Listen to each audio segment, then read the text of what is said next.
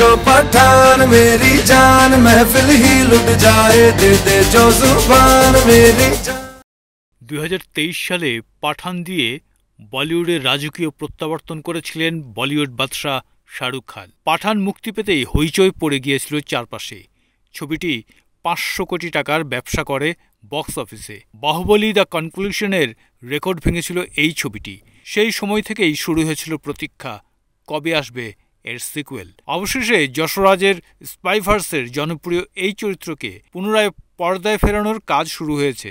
চিলিতে হতে পারে ছবির শুটিং। সম্প্রতি ভারতে এসেছিলেন চিলির প্রেসিডেন্ট গ্যাব্রিয়েল ব্যারিক ফন্ট। সাক্ষাৎ করেছিলেন প্রধানমন্ত্রী নরেন্দ্র মোদীর সঙ্গে। পরে মুম্বাইয়ে প্রেসিডেন্টের সঙ্গে কথা হয়েছিল পাঠান 2 ফিল্মের নির্মাতাদের সঙ্গে। চিলিতে শুটিং করার সম্ভাবনা নিয়ে আলোচনা হয়। বিষয়টি সংবাদ মাধ্যমকে জানিয়েছেন অভিনেতা অংশুমান ঝা।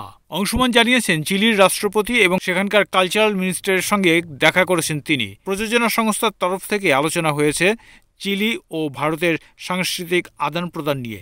সেই আলাপচারিতা থেকেই জানা যায় পাঠানের প্রযোজকদের চিলিতে সিকুয়েলের শুটিং সম্পর্কে একটি সিদ্ধান্ত হয়েছে।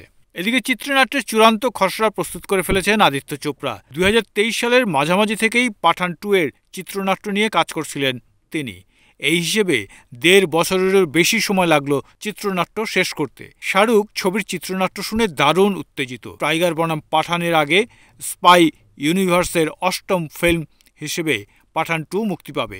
তবে এখনও পরিচালক চূড়ান্ত হয়নি। সূত্র জানিয়েছে, ওয়ার 2 এর পরিচালক অয়ান মুখার্জি বা নতুন কোনো নির্মাতা এই সিনেমা পরিচালনার দায়িত্ব পেতে পারেন। এমনকি আদিত্য চোপড়া নিজেও পরিচালনায় ফিরতে পারেন বলে গুঞ্জন রয়েছে।